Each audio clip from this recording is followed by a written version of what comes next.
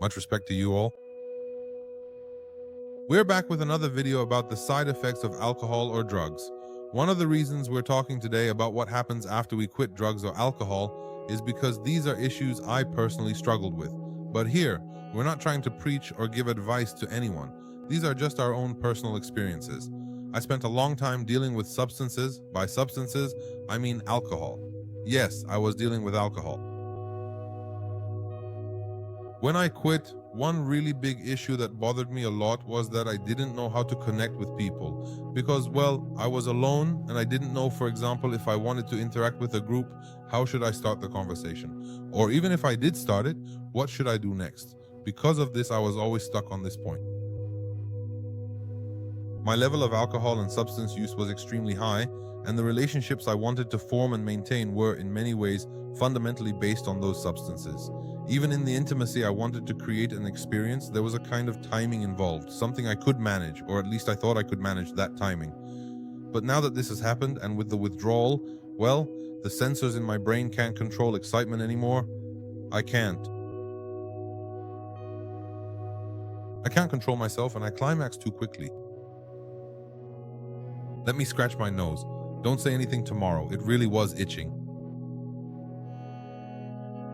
One of the reasons I didn't face this issue before is that previously I could last for about 20 minutes. I could time it myself and control it, but now I can't do that. What's the solution? Or let me tell you about another one of its side effects and what I did to get better. For years, about 3 or 4 years, I had a really big problem. I developed obsessive thoughts. Even if I was in a relationship with someone, or even just working with someone, if they made a small mistake, I would feel like they were betraying me. If they called and didn't answer, I'd think they were in a relationship with someone else. Even if I was just working with them, I'd think they were cheating on me, and there were thousands of other reasons. For almost 3 years, I couldn't sleep properly. I would go to NA meetings and gatherings, and I still couldn't sleep, no matter how many times I tried or how many different meetings I attended.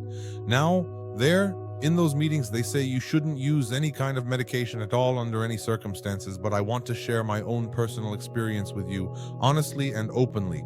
I didn't believe in psychologists or psychiatrists at all.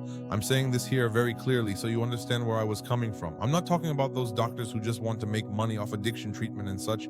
I'm not talking about them at all. I'm talking about doctors who actually have a conscience, who genuinely care, and who have professional integrity. By chance, I got to know a psychologist. May God protect him, wherever he is in the world, and may he always be safe and well. He explained to me in a very scientific and detailed way what happens in our brains when we quit drugs or alcohol and how it affects us physically and mentally. He guided me and said, look, if you have a stomachache or your appendix bursts, you go to the hospital, you see a doctor, you do something about the pain, you don't just ignore it. So why, when you have this pain, like not being able to sleep properly for 2 or 3 years, which is a long time, you don't do anything about it? I'm not even talking about the first few months, which are already hard enough, but after that, when it should be getting better, when you expect things to improve, he really convinced me and said, if any part of your body hurts, you go to a specialist for that part, so you should go to a specialist for your nerves and mind too, because your mental health is just as important as your physical health. He helped me find the best psychiatrist he knew. I was in another country at the time, far from home, and the doctor was an Indian American, very experienced and understanding. I also had a good friend who took me there. May God protect him wherever he is in the world, and may he always be safe and blessed. We went to see him. I remember I was smoking 60 cigarettes a day. I told the doctor, and he was shocked by the amount. For a month, my nerves and mind were completely wrecked. The doctor asked me, how much do you smoke? I said, 60 a day. He said, do you even have time to smoke that many in 24 hours? I remember I would take 4 or 5 drags from a cigarette, and that was it. My nerves were so shot. I didn't even want to use drugs from a distance. I didn't want to drink alcohol either, and my mind was really messed up. I went to the doctor. The doctor asked, how are you feeling? I said, I'm fine. He said, if you're fine, why did you come to see me? I said, no, honestly, I'm not well at all. I can't sleep. This happened to me several years ago. I was going through this breakdown, and now I can't sleep. I have obsessive thoughts, and my mind is really messed up, and I'm depressed. I forced myself to laugh. He explained to me clearly, look, for this reason, and this reason, and this reason, the happy hormones in your brain, even if they've come back, aren't working properly. Then he explained the scientific side to me. He told me that now we need to look at your brain in a cycle. I'm saying this about psychiatric medications. This is just my personal experience. I'm not prescribing for anyone else. I went under a doctor's supervision. The doctor told me, you have a 2-month treatment cycle, and during this cycle, you need to take antidepressants and some other medications. I won't mention the names of the medications because you need to see a doctor and get a prescription. I remember the first night I took that pill, God is my witness. After 3 or 4 years, I finally slept peacefully. Because I couldn't sleep, I hadn't slept for 3 or 4 years. It's worth mentioning that something had happened to me and I'd experienced a nervous shock that made it so I just couldn't sleep at all. The next morning, I woke up and thanked God. I realized how well I had slept and I thought, why does the world look so different? How beautiful the world is. And over a treatment period of about a month and a half, up to 2 months, the doctor put me on medications that weren't addictive and I got better. I honestly couldn't believe that I had recovered. Look, science is a really good thing. Don't think that some of us just put up a guard against everything like, oh, I'll just tough it out. We go and prescribe things for ourselves. If we want to quit drugs, we go and self-prescribe something, but you're not a prescriber. Someone says, I'll drink lemon juice to cleanse my body. Another person who uses drugs says, I'll drink alcohol to wash out the toxins. Or someone else says, I'll drink dew, eat yogurt, or drink milk to flush out the toxins.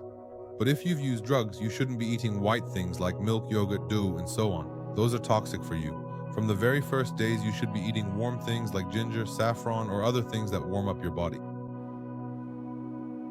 You have to approach everything according to its own principles, and that doctor was the reason I got my life back and felt better. I remember I used to go stand in front of the mirror and look at myself. I didn't want to drink alcohol, and I would look at myself in the mirror and cry for no reason. I didn't even know why. Honestly, if I tell anyone now, they might just laugh. I didn't know why. I would look at myself and cry. Depression doesn't have any horns or anything to show for itself. There's no clear reason. Why, for what reason are you drinking alcohol at that moment? When you use drugs, dopamine is released in your brain. It actually stops the natural release of dopamine, and you're putting artificial dopamine into your body. Then when you stop using these things, I had stopped. Well, when you stop, you need to replace it with something else. But over time, I had years of damage. Sometimes, over time, it might never get better. It's like some of those things related to your health. If you take pills for a long time, your liver might get ruined and never recover. You're basically wrecking your body. Then rebuilding truly takes time, and rebuilding requires you to go to a good psychologist, a good psychiatrist, and also attend helpful, supportive classes. You need to be in a community that gives you genuinely good vibes, medically, humanly, psychologically, and physically. You have to fix yourself with the gym and really force yourself to go to the gym, even if it means giving it your all, because your body genuinely needs to become healthy again, and you have to help yourself.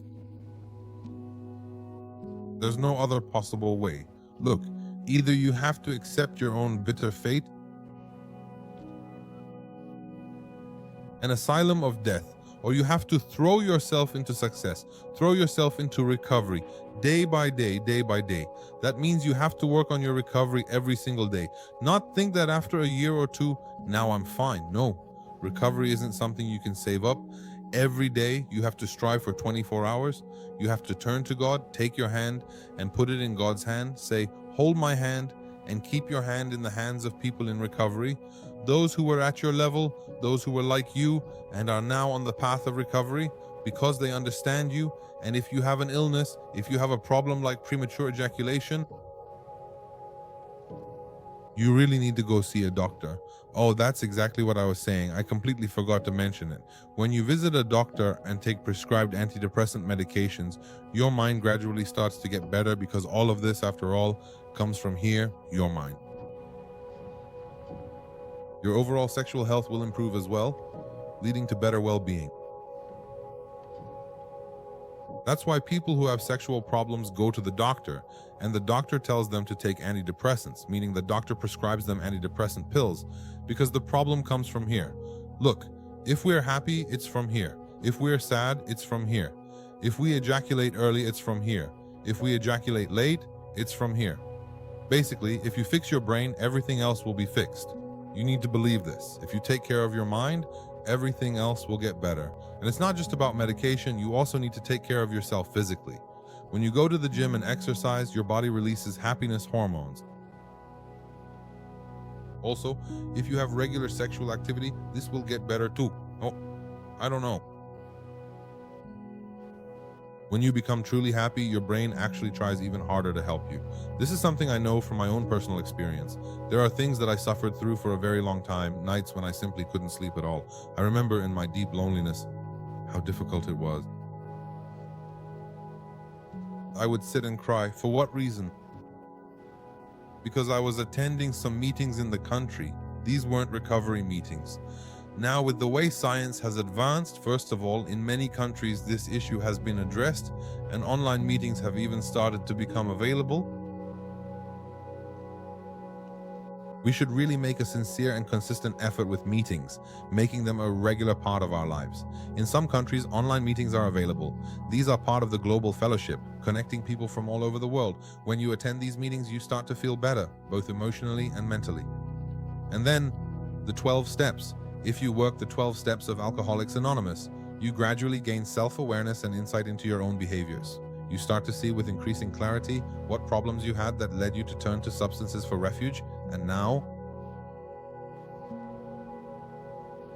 in fact, you were using substances as a kind of doping. Does that mean you were feeling bad? You thought, if I use these drugs, maybe I'll feel better. So were you feeling bad? Or if I drink alcohol, maybe I'll feel better. I sincerely hope that this topic, what we should do so that is something we can all consider. We can overcome our addiction. Addiction in its essence truly is a disease that is both well known and at the same time still unknown in many ways, and it exists in an astonishing 99% of people. Some people accept this reality, while some people simply do not. And how truly admirable and inspiring are those individuals who have struggled with this difficult issue and have managed to come back. That means that God wanted them, that they went all the way to the very end, or perhaps only halfway, and then at some point turned back. You can actually be addicted to thousands of different things without even realizing it yourself, without being consciously aware of it at all. But that doesn't mean that just because I'm addicted to my phone, I'm not also trying to escape from something in my life. I want to run away from a problem or an issue, so I go on social media and scroll endlessly just to pass the time.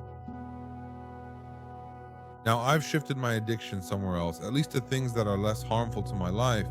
I don't go to watch porn anymore. I don't go to have sex. I don't go to do other things.